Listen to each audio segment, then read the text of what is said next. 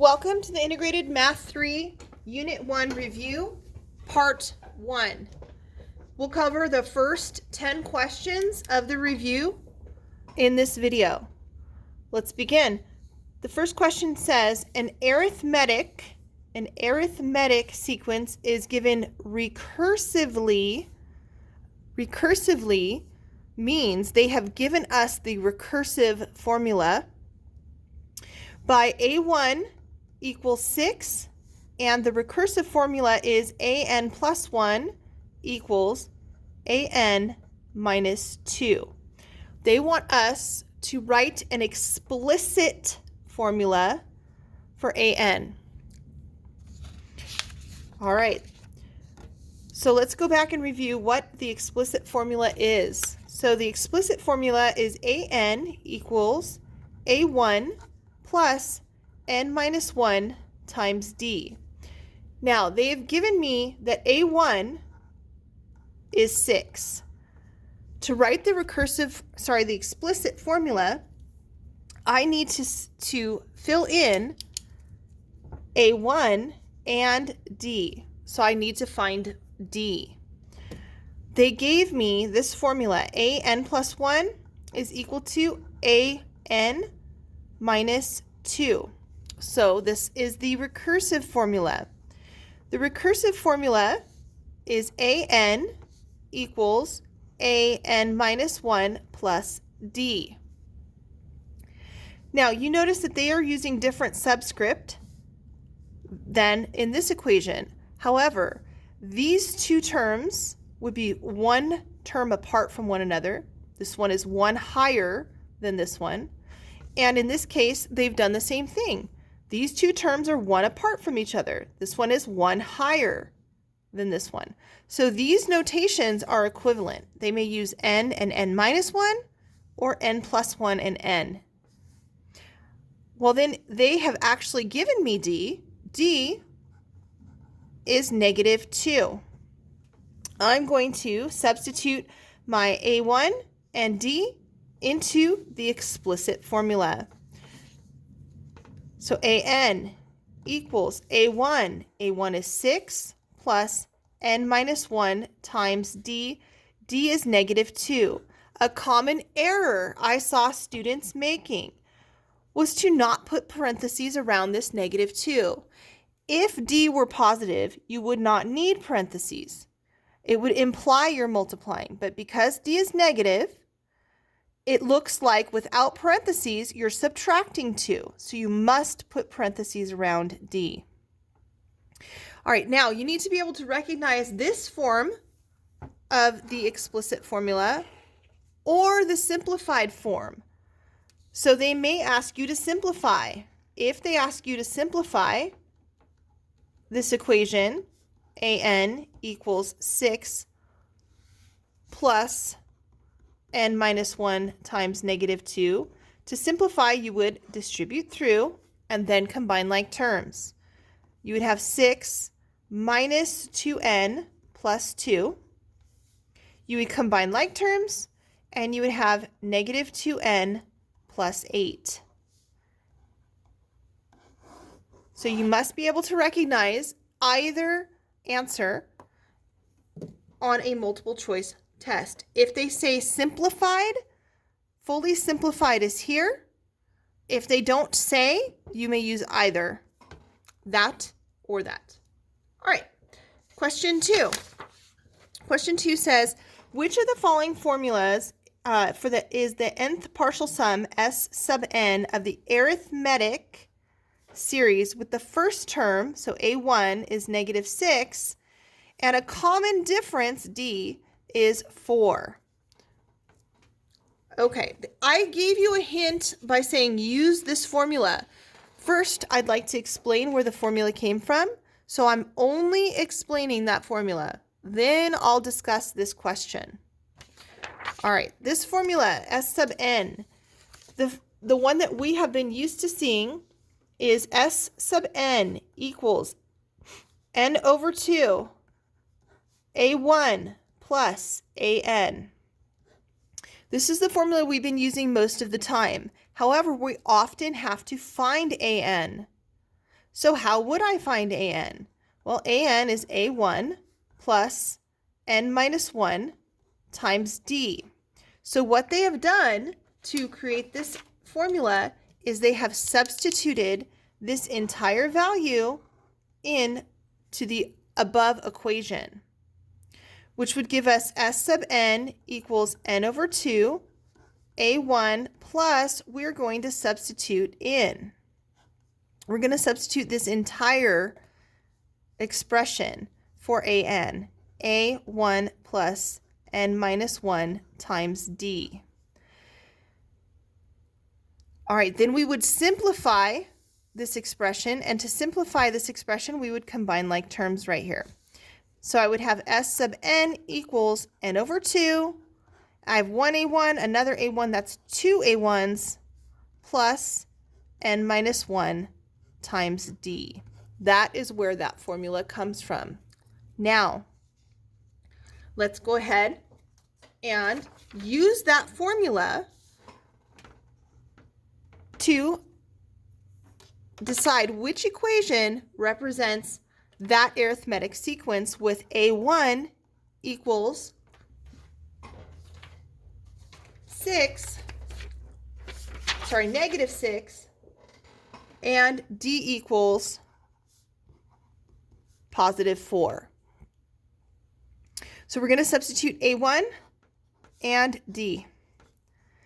S sub n equals n over 2, 2a1, a1 is negative 6, plus n minus 1 times d, which is 4. Now I know that I don't need to substitute an n. All of my answer choices have an n. None of my answer choices have an a1 or a d, so I must substitute these in. I'm going to say that again. When you look at your answer choices, all of them have an n, so I am not substituting in n. None of them have an a1 or a d, so I must be substituting those values in. All right, we're going to simplify. To simplify, we're going to multiply the 2 to the negative 6, that's negative 12. We're going to distribute the 4 to both terms, that's 4n minus 4. Combine like terms within the parentheses. Remember, when you're simplifying, you're following the order of operations. The order of operations is to simplify the parentheses first. So we're simplifying inside the parentheses, multiplication before addition. All right, now addition or combining like terms. Now that my parentheses are fully simplified, I'm going to distribute this through. I have n over 2 times 4n minus n over 2 times 16. This would give me 4n squared over 2 minus 16n over 2. And I can reduce these. 2 goes into itself once, 2 goes into 4 twice, so this is 2n squared minus 2 goes into 16 8 times, 8n. So this answer would be C. All right, number 3. Question number 3 says, first prize for a fundraiser is $500. Second prize is $425, and so on. Which of the following expressions represents the total amount, meaning the sum, these are all sum notation, to be given away in prize money? So A1 is 500, A2 is 425, A3 is 350.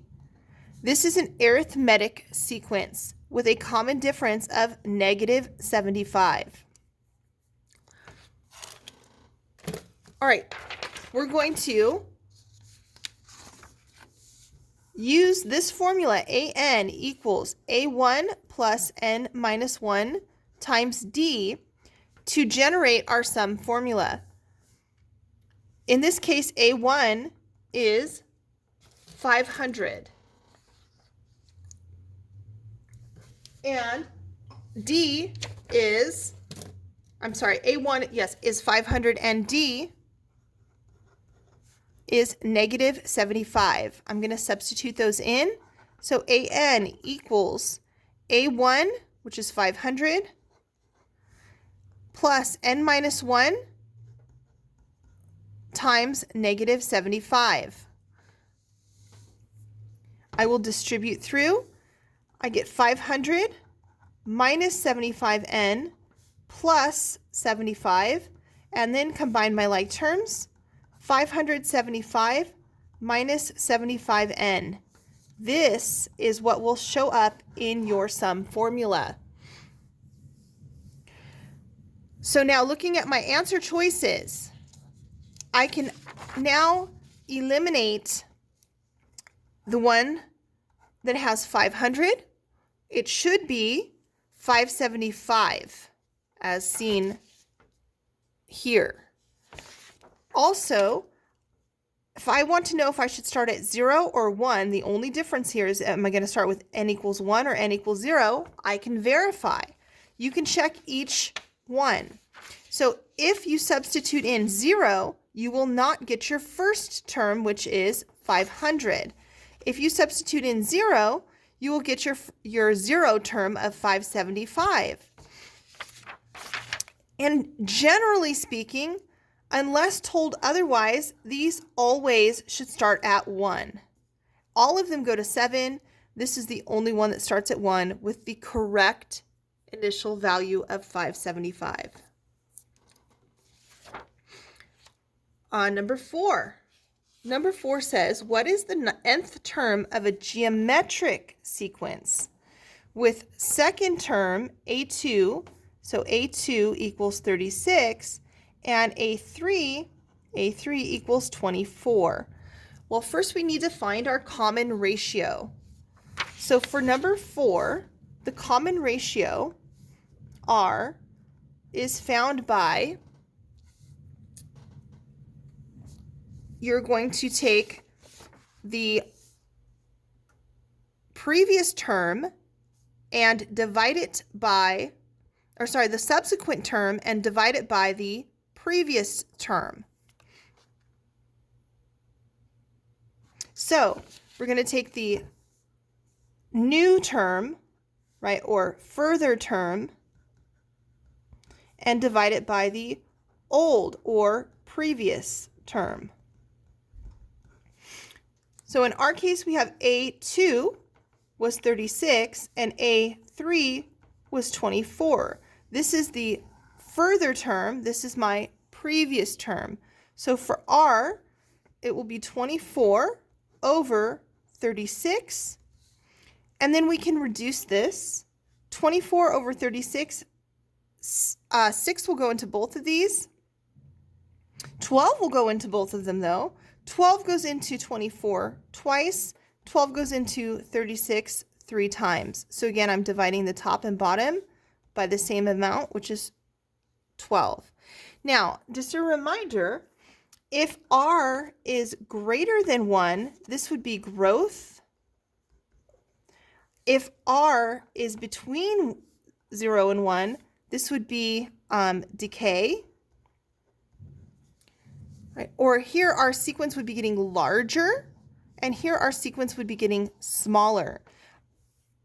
Our sequence is getting smaller, so I know that I've put these in the correct order.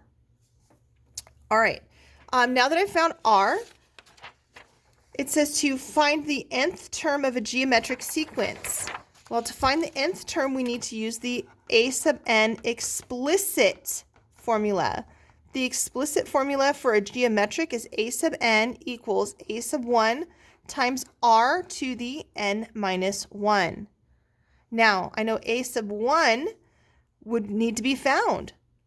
So I need to figure out what was my first term. There's a few ways to do that.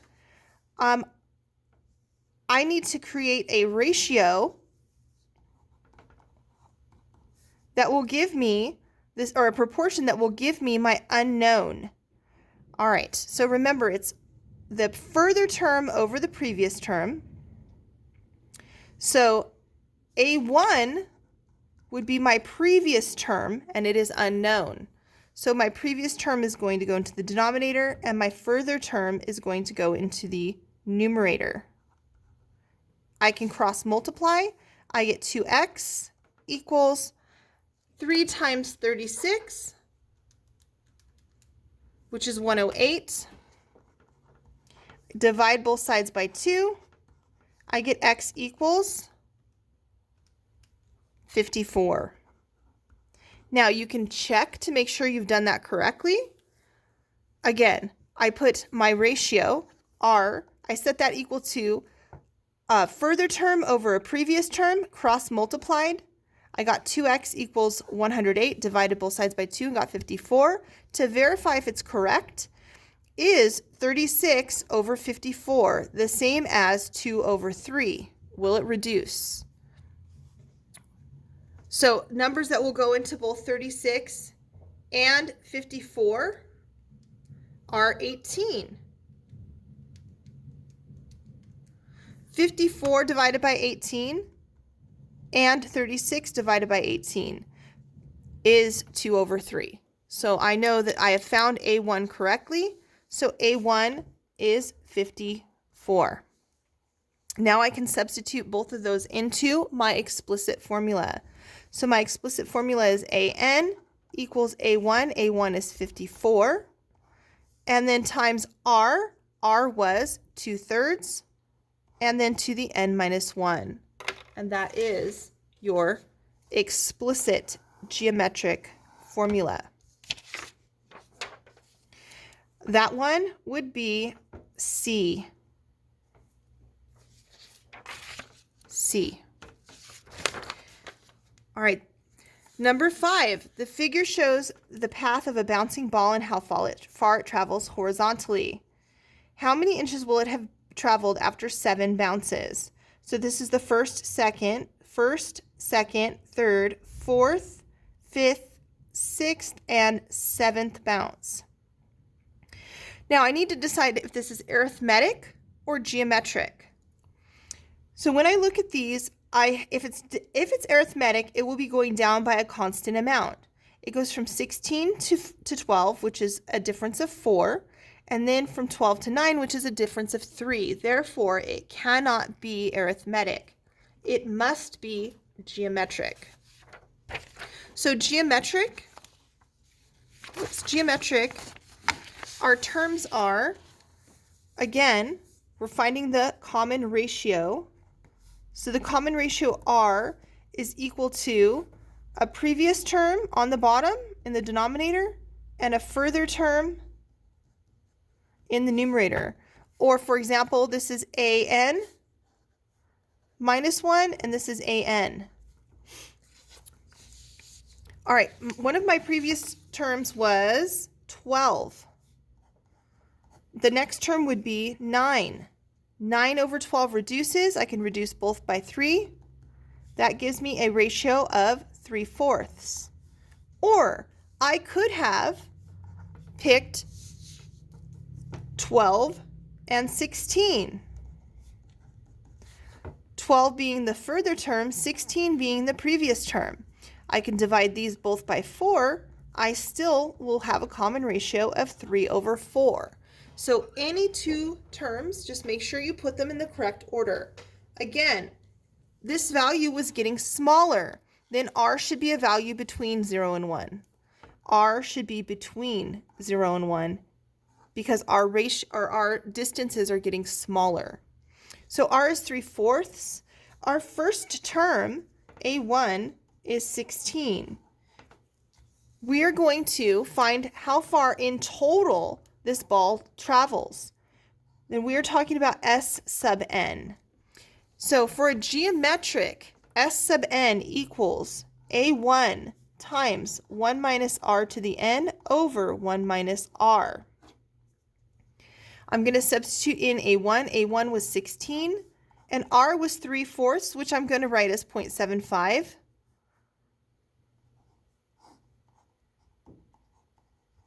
And we know we want it to travel 7 bounces.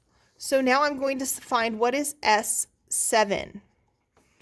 S7 equals 16 1 minus 0.75 to the 7th power over 1 minus 0.75 would give me 0.25 in the denominator. All right, now using your calculator, 1 minus 0.75 to the 7th power is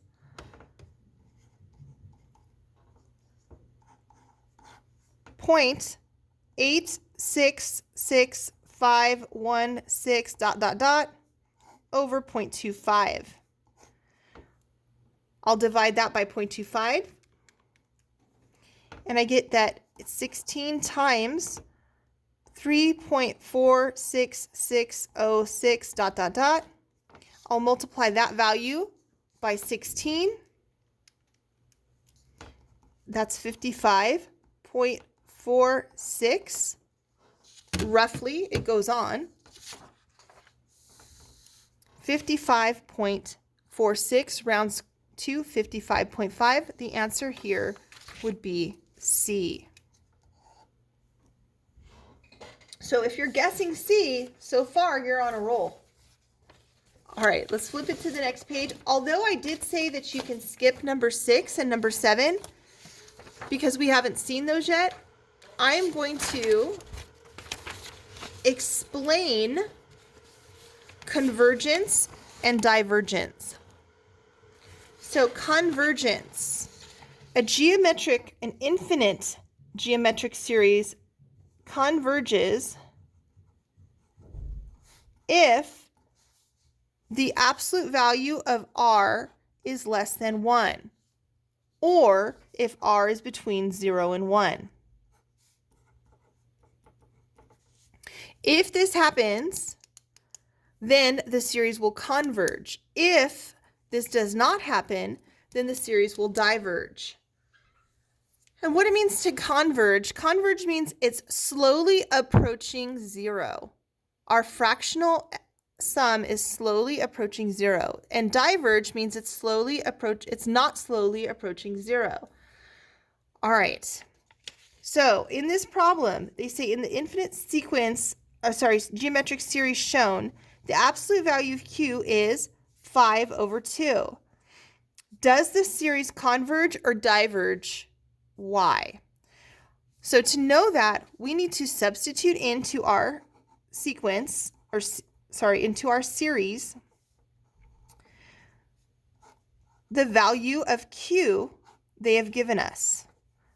So when I substitute in my value of q, and they said q has to be larger than 5 over 2, well, I'm going to substitute in the exact value of 5 over 2 and see what will happen to my common ratio r. Remember, this is r. It's r to the n. So I'm going to see what this value becomes. If this value is between 0, whoops, this is a typo, sorry. If this value is between 0 and 1, this will converge. If this value is larger than 1, it will not converge, it will diverge. So I'm going to substitute in this value. 2 over q, and q is 5 over 2. Now, to simplify that, I can multiply both the top and bottom by the reciprocal, which is 2 over 5. I'll multiply this by 2 over 5 as well. These will reduce out to a 1. So I have 2 times 2 over 5. 2 times 2 over 5 is 4/5. This is telling me my common ratio, r, is 4/5. 4/5 is a value between 0 and 1. Since r is between 0 and 1, this series converges.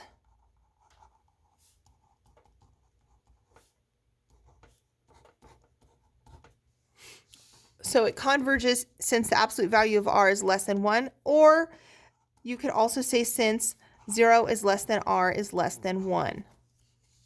Okay, so this series converges because when I substitute this in, I get a value that is less than 1. C again. So again, if you're guessing C, so far you're doing well. Don't just guess C. Number 7. Number 7, it says the first term of an alternating geometric series is 369, and every other term is decreased by a factor of 0.64. Which of the following calculations correctly finds the sum of the series? Well, so an alternating series means that it's alternating between positive and negative. So alternating. Let me give you an example. Let's say that my first term is 4 and that my common ratio r is -2. If r is -2, I would multiply to get my next term. So an plus 1 would be 4 times -2, which is -8. My next term, an plus 2, right, or a2 is this term, or a3 is this term, and so on, would be my previous term times -2, which would give me positive 16. My next term would be my previous term times -2, which would give me -32. This is an alternating sequence. The first term was positive, the next term was negative, the next term was positive, the next term was negative, ... That is what an alternating sequence or series is. Now that we know what an alternating sequence or series is, there is a formula that we are using in order to do this problem. Again, this is a topic we have not covered yet. And the formula is A1. So this is for an infinite sum. The formula is S equals A1 over 1 minus R. If R is between -1 and 1. I apologize because I just realized I wrote something wrong on the previous question.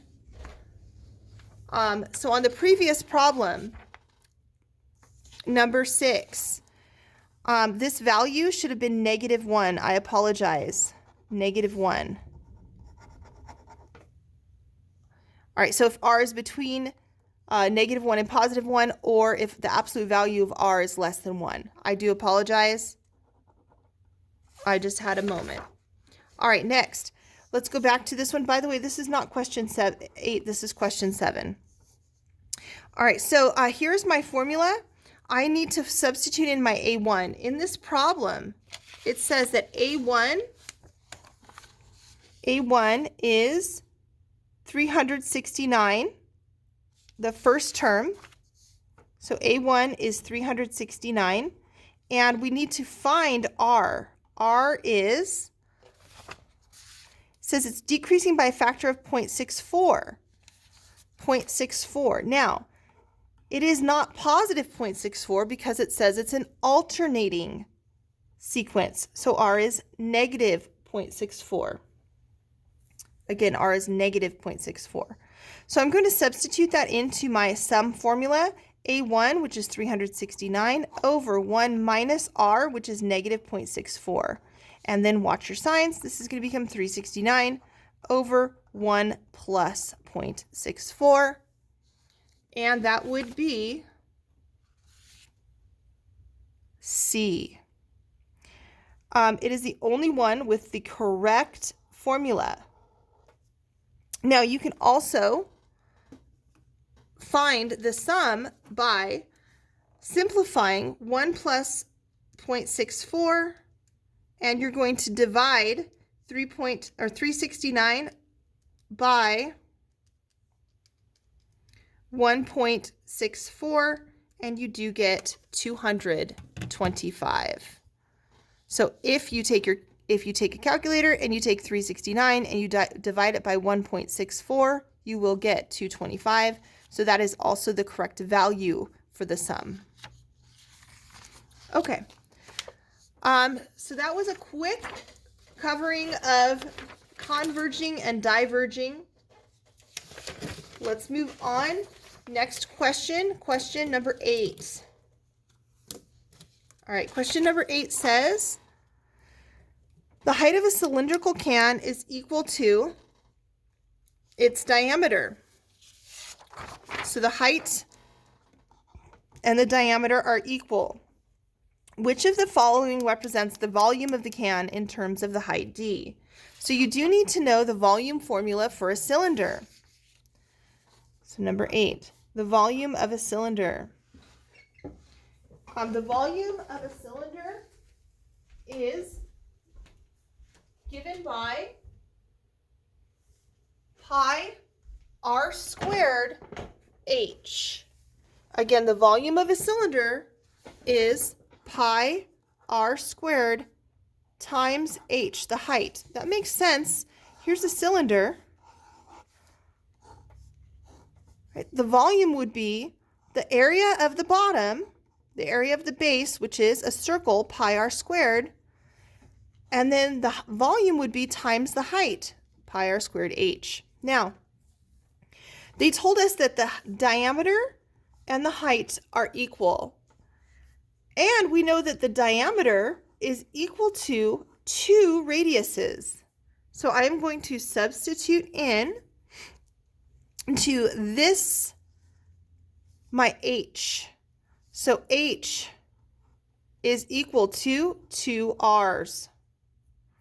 Now I'm going to substitute that value into the volume formula. The volume is equal to pi r squared h. So I have to solve this for r. I'm going to divide both sides by 2 to get r by itself. I get that the radius is h over 2. And I'm going to substitute that in to this equation for r, h over 2. When I square h over 2, I get pi h over 2 squared is h over 2 times h over 2, which is h squared over 4. So this is h squared over 4 times h. I'm going to multiply top to top, bottom to bottom. That gives me pi h cubed over 4. Pi h cubed over 4 is d. So in this case, don't guess C. The correct answer is D. Number 9. Right, number 9 says the volume of a rectangular box is